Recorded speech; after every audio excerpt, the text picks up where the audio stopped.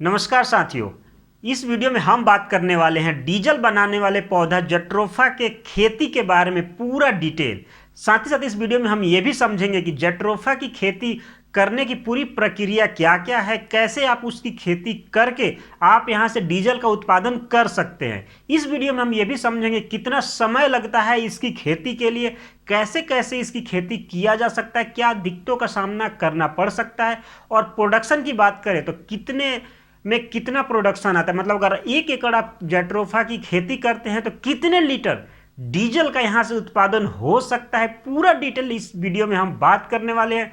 साथ ही साथ कैसे इसको कॉन्ट्रैक्ट फार्मिंग से जोड़ के आप इस बिजनेस के माध्यम से अच्छा मुनाफा कमा सकते हैं। तो मैं नीरज कुमार आप सभी का स्वागत करता हूं किसान हाई पावर यूट्यूब चैनल में।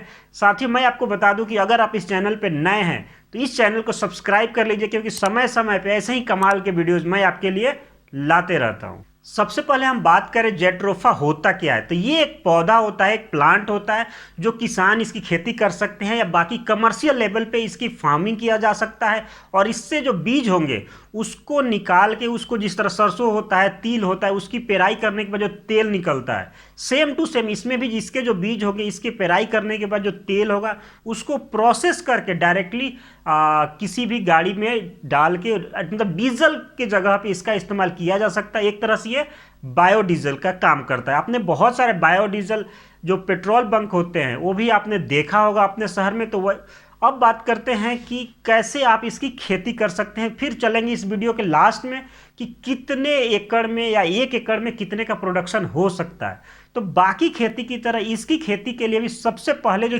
चीज़ होता है, ज़मीन की अच्छे से जुताई करना, उसमें खाद डालना, वो पूरे अच्छे से मेंटेन करना। तो ये सेम टू सेम हर खेती की तरह इसकी भी एक प्रक्रिया, जैसे हम लोग जो सोयाबीन की खेती होती है, मक्के की होती है या केले की भी खेती हो, पूरे अच्छे से खेत की जुताई होना चाहिए, उसमें खाद डाल दे। सब अच्छे से करने के बाद जो प्लांटेशन का अगर समय बात करें तो ये जून जुलाई से लेकर सितंबर तक आप इसकी प्लांटेशन अपने खेत में कर सकते हैं। प्लांटेशन के लिए 2 तरीका है। एक है कि जट्रोफा के बीज से भी इसकी खेती किया जा सकता है। अगर आप बीज से करते हैं तो 10 दिन के आसपास तक आपके पौधे बाहर निकलना स्टार्ट हो जाएंगे। साथ ही साथ जो दूसरा तरीका है जट्रोफा का, अगर आपके पास उसके जो तने आते हैं, तने कहीं से मिल जाए, उसको छोटे छोटे टुकड़े करके उससे भी प्लांटेशन आप कर सकते हैं। ये भी दोनों तरीका पॉपुलर है। बहुत सारे किसान अपने अपने एरिया में अपने तरह से इसकी खेती करते हैं। दोनों तरीका सही है। एक बार जब आप प्लांटेशन कर लिए तो प्लांटेशन में सबसे जरूरी जो चीज़ होता है कि एक पौधे से दूसरे पौधे की दूरी कितनी मेंटेन करें, या फिर एक लाइन से दूसरे लाइन के लिए।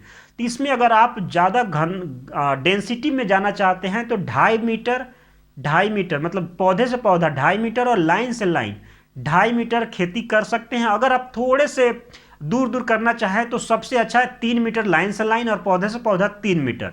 पूरे खेत में आप इसकी खेती कर सकते हैं।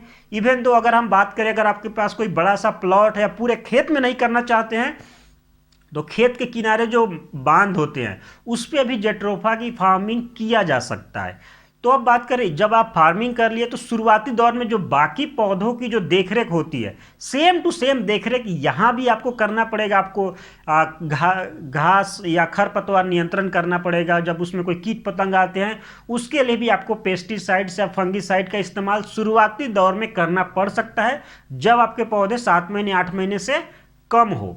और लेकिन वही जब आपके पौधे बड़ा हो जाते हैं, मतलब पौधे आप 1 साल से जब बड़ा हो जाता है, तो इसमें जो गुण होते हैं ना, इसमें खुद पेस्टिसाइड और फंगिसाइड जैसे प्रॉपर्टी इस पौधे में ही होता है। मतलब कहीं ना कहीं इसके पौधे थोड़े से जहरीले होते हैं, तो इसमें कोई अलग से फंगिसाइड या पेस्टिसाइड आपको देने की जरूरत नहीं पड़ती है। एक बार आपका पौधा ठीक ठाक लगभग 10 महीना या 1 साल से ज़्यादा का हो जाए तो किसी भी तरह के कोई भी आपको अलग से छिड़काव करने की ज़रूरत नहीं है। लेकिन हाँ, कुछ चीज़ों की आपको ज़रूरत पड़ेगी। जैसे इसमें बाकी जो फसल होते हैं, जैसे सोयाबीन हो गया, मक्का हो गया, उसमें जो पानी देते हैं उससे लगभग 4 से 5 गुना ज़्यादा पानी की ज़रूरत होती है जट्रोफा की खेती के लिए।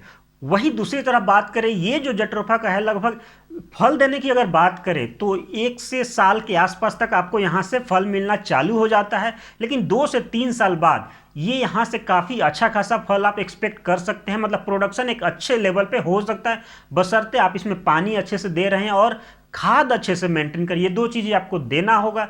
इसका कोई अल्टरनेट नहीं है। पेस्टिसाइड फंगिसाइड नहीं चाहिए, लेकिन जो बेसिक यूरिया डीएपी हो गया, इस तरह से जो भी खाद आपको ज़रूरत के हिसाब से देना पड़ता है, खेत के हिसाब से देना पड़ता है, जो मिट्टी की उर्वरा शक्ति है आपके खेत में वो आप इस्तेमाल कर सकते हैं। वर्मी कंपोस्ट इस्तेमाल करेंगे तो काफ़ी बेहतरीन हो सकता है। अब बात करते हैं कितना उत्पादन यहाँ से हो सकता है। तो देखिए इसमें जो आप इसमें साल में एक बार दो बार जब भी आप यहाँ से बीज की वो लेकर आएंगे तो बीज निकालने के बाद एक आता है कि कितना % इससे तेल निकलता है। तो जितना भी आप इससे बीज निकालेंगे उसका 30 से 35% तक आपका तेल निकल जाता है। लेकिन वहीं अगर बात करें कितना उत्पादन हो सकता है एक साल में, तो अगर डायरेक्ट अगर मैं डीजल की बात करूं तो अगर आप 1 एकड़ जेट्रोफा की खेती किए हुए हैं, 1 एकड़ अगर आप जेट्रोफा की खेती किए हुए हैं तो पूरे एक साल में सारा हार्वेस्टिंग मिला के अगर सारा जो डीजल निकलेगा उसको अगर आप मापतौल करेंगे तो लगभग 15 से 16 हजार लीटर एक साल में 1 एकड़ में यहाँ से डीजल का उत्पादन किया जा सकता है। ये तो टोटल आपका हो गया प्रोडक्शन, इसमें खर्चे जो लगेंगे वो अलग है। तो अगर लगभग डायरेक्ट मुनाफे की बात करूं तो मुनाफे में भी बहुत सारे तरीके हैं इस बिजनेस में। सबसे पहले कि इसको तो ऐसा नहीं है कि आप जो फसल निकला लोकल बाजार में कहीं बेच देंगे, तो इसके लिए सबसे पहले आपको अगर कॉन्ट्रैक्ट फार्मिंग की तरफ जाएंगे तो काफ़ी बढ़िया होगा। मतलब जो प्लांट जैसे कि गुजरात या राजस्थान या बाकी अगर कहीं और भी प्लांट जो बायोडीजल को रिफाइन करके उसको प्रोसेस करता है उनसे टाइड अप करके अगर आप इसकी खेती करते हैं तो कोई बेचने की समस्या नहीं आएगा। डायरेक्ट जो भी यहाँ से आपका प्रोडक्शन हुआ डायरेक्ट जो रिफाइनरी इंडस्ट्री है उसको सप्लाई कर सकते हैं। बात करें अगर टोटल मुनाफे का कि कितना मुनाफा हो सकता है तो इस बिजनेस में लगभग 50% का आपका मुनाफा हो सकता है। मतलब एक साल में 1 एकड़ में लगभग 6 से 7 लाख रुपया का आसानी से आप मुनाफा कर सकते हैं। कुछ चीज़ें इसमें ध्यान रखना ये है कि इसके जो पौधे होते हैं, जो बीज होते हैं, थोड़े से जैसे मतलब मैंने बताया कि जहरीले होते हैं।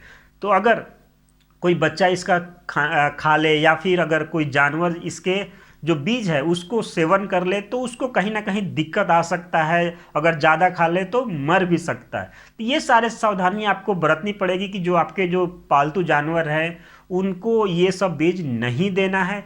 अब इसके कुछ और चीज़ों की हम बात करें कि एक बार तो ये पूरा खेती हो गया, कितने साल तक आप इसके पौधे से फल ले सकते हैं। तो जब आपने रोपनी की है तब से लेकर मतलब एक बार जो रोपनी की है तो वहाँ से 1 साल के बाद आप यहाँ से उसके जो बीज है वो तेल के लिए तैयार हो जाते हैं, आप उसका हार्वेस्टिंग कर सकते हैं। लेकिन 1 साल के बाद लगभग 40 साल तक इसके पौधे रह सकते हैं। अगर आप इसको अच्छे से खाद पानी मेंटेन करते हैं तो 40 साल तक हार्वेस्टिंग किया जा सकता है। लेकिन कुछ खास चीज़ें ध्यान रखना है कि अगर जिस खेत का आप चुनाव किए हैं उसमें ज़्यादा अगर रेतीली मिट्टी हो तो पौधा अच्छे से ग्रो नहीं हो पाएगा। साथ ही साथ कोई ऐसा ज़मीन का चुनाव कर ले जिसमें बरसात के समय में पानी जमा रह जाता है 1 महीने 2 महीने 6 महीने तक, तो वैसे ज़मीन में भी ये पौधा ग्रोथ नहीं करेगा। तो आपको वैसे ज़मीन का चुनाव करना है जिसमें पानी बरसात में लगे, नहीं लगे भी तो 2 दिन 4 दिन में पानी अपने आप चला जाए। या तो ढलान वाला ज़मीन हो या कोई ऊंचा वाला जो ज़मीन होता है उस ज़मीन पे चुनाव कर सकते हैं। या फिर अगर आपके पास बहुत सारा बंजर ज़मीन पड़ा हुआ है जहां बरसात का पानी जल जमाव नहीं होता है, वैसे ज़मीन का चुनाव भी इस फसल के लिए काफ़ी लाभदायक हो सकता है। साथ ही साथ अगर आपके पास कोई बड़ा सा प्लॉट है तो उसके किनारे किनारे भी इसकी खेती कर सकते हैं। तो दोस्तों आशा करता हूँ ये वीडियो आपको पसंद आया होगा, कुछ जानकारी मिला होगा, कुछ आप सीखे होंगे। और मैं एक बार फिर बताना चाहूँगा, अगर आप इसकी खेती के बारे में प्लान करते हैं तो ज़रूर पूरा का पूरा रिसर्च करिए। साथ ही साथ अगर आप कॉन्ट्रैक्ट फार्मिंग के थ्रू इस खेती की तरफ जाएंगे तो काफ़ी बढ़िया हो जाएगा। मुनाफा बहुत है लेकिन सबसे जो समस्या आती है बेचने के लिए, तो बेचने के लिए आपको खरीदार पहले फाइंड आउट करना होगा। रिफाइनरी से आपको संपर्क करना पड़ेगा, वहाँ पर अगर वो लोग रेडी है उसके बाद आसानी से आप इसकी खेती कर सकते हैं। साथियों अगर आप मुझे संपर्क करना चाहते हैं तो फेसबुक पे किसान हाई पावर या फिर इंस्टाग्राम पे किसान हाई पावर सर्च करके भी आप मुझे फॉलो कर सकते हैं। और ऐसे ही कमाल के वीडियो आप देखना चाहते हैं तो इस वीडियो को लाइक करिए और चैनल को सब्सक्राइब करना ना भूलिए। चलिए जल्दी हम मिलेंगे एक और कमाल के वीडियो में, तब तक के लिए दीजिए इजाज़त, नमस्कार।